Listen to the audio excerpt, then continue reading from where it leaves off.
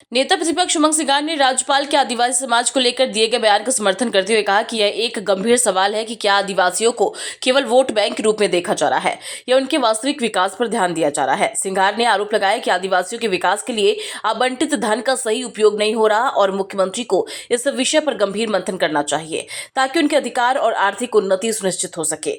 वहीं नारी शक्ति वंदन को लेकर विशेष सत्र बुलाने पर उन्होंने सरकार पर सवाल उठाते हुए कहा कि 2023 की महिला आरक्षण प्रावधान में स्पष्ट था कि जनगणना के बाद ही आरक्षण लागू होगा, फिर सरकार 2011 के आंकड़ों के आधार पर क्यों आगे बढ़ना चाहती है। उन्होंने यह भी पूछा कि 543 सीटों में महिलाओं को आरक्षण देने के बजाय सीटें बढ़ाने पर विचार क्यों नहीं किया जा रहा और ओबीसी आरक्षण को लेकर भी बीजेपी को अपना रुख स्पष्ट करना चाहिए। सिंगार ने आरोप लगाया कि भारतीय जनता पार्टी महिलाओं के नाम पर सिर्फ राजनीतिक लाभ लेने की कोशिश कर रही है, खासकर हिंदी भाषी राज्यों में। इसके अलावा प्रीतम लोधी के पुत्र से जुड़े कथित विवाद पर उन्होंने कहा कि पहले भी कई बार मंत्री और विधायकों के परिजनों द्वारा इस तरह की घटनाएं सामने आई हैं, इसलिए ऐसे मामलों में जिम्मेदार जनप्रतिनिधियों को नैतिकता के आधार पर इस्तीफा देना चाहिए। कल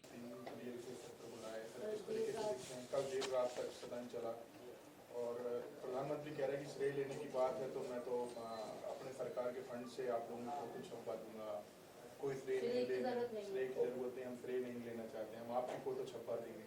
प्रियंका जी ने भी सवाल उठाए मनसा पर कि चाणक्य से तुलना पे भी काम हो सकता है, 543 जो सीटें हैं उनमें भी। देखिए, बात 2023 का जो महिला आरक्षण का अमेंडमेंट था, संशोधन था, उसमें स्पष्ट था कि महिलाओं को आरक्षण 2026 जो जनगणना होगी वो परिसीमन के आधार पर उसके बाद मिलेगा। तो सरकार 2011 से क्यों कराना चाहती है?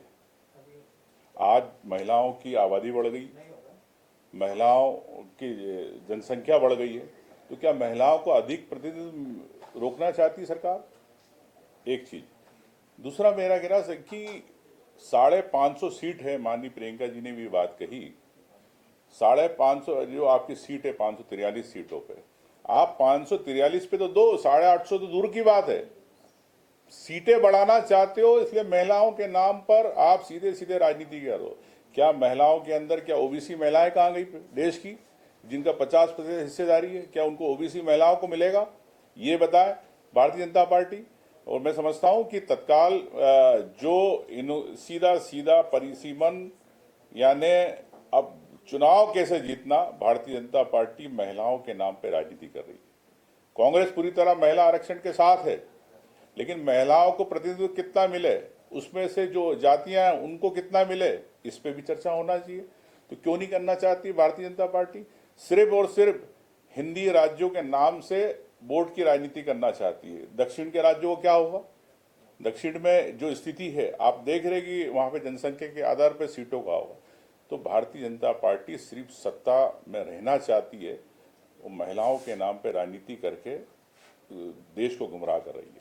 सर, सुपुत्र जो है वो 4 लोगों 5 लोगों को टक्कर मारते हैं और जब इस पर उनसे सवाल किए जाते हैं तो बीजेपी विधायक होने की बात कहते हैं कि मेरा पिताजी विधायक है और कौन क्या कर लेगा इस टाइप से। आपको नहीं लगता कि बीजेपी के विधायक जो है वो कहीं ना कहीं उनके लगातार इस तरीके से मामले निकल कर सामने आ रहे हैं? कई सारे वक्त पहले देखिए, पूर्व में कई इस प्रकार के मंत्री विधायकों के सुपुत्रों ने इस प्रकार के कारनामे किए मध्य प्रदेश के अंदर, और प्रीतम लोधी को पूरा मध्य प्रदेश जानता है, शिवपुरी क्षेत्र जानता है कि वो किस सोच के हैं, क्या विचार है।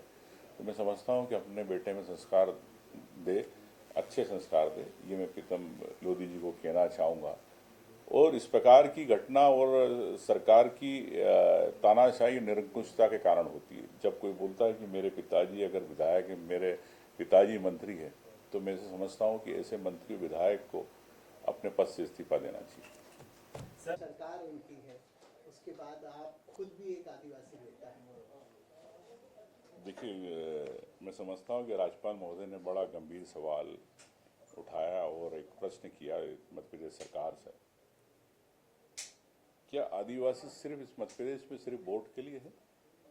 क्या सिर्फ नाचने के लिए है? मैं राज्यपाल महोदय की बात से सहमत हूँ। जब आदिवासियों के विकास का पैसा अगर उनके विकास पे खर्च नहीं होता, अन्य जगह खर्च होता, तो निश्चित तौर से आदिवासियों एक आदिवासी समाज के साथ हास प्रयास ये भारतीय जनता पार्टी की सरकार कर रही है। मैं समझता हूँ कि मंथन करना चाहिए मुख्यमंत्री जी को। आप क्या सिर्फ आदिवासियों को वोट के लिए ही आप साथ में रखना चाहते हो कि उनके अधिकार, उनके शैक्षणिक आर्थिक विकास कैसे हो? इस पर राज्यपाल की महोदय की बात से मैं सहमत हूँ।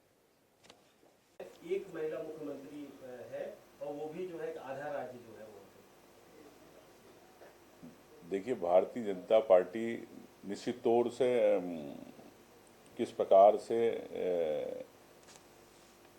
मुख्यमंत्री बनाती है और उनकी डोर किसके हाथ में होती है दिल्ली में, ये आप सबको पता है।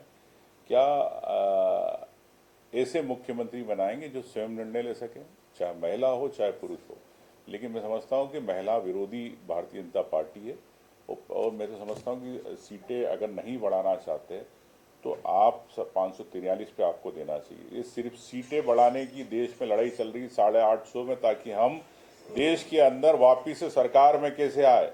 महिलाओं से इन्हें कोई मतलब नहीं है। महिलाओं में जो ओबीसी है, उसमें महिलाओं में ओबीसी क्या पूरे देश के अंदर 50% से ज़्यादा ओबीसी महिलाएं, क्या उनको आरक्षण मिलेगा? क्या वो चुनाव लड़ पाएगी? ये बताएं। केंद्रीय परियोजना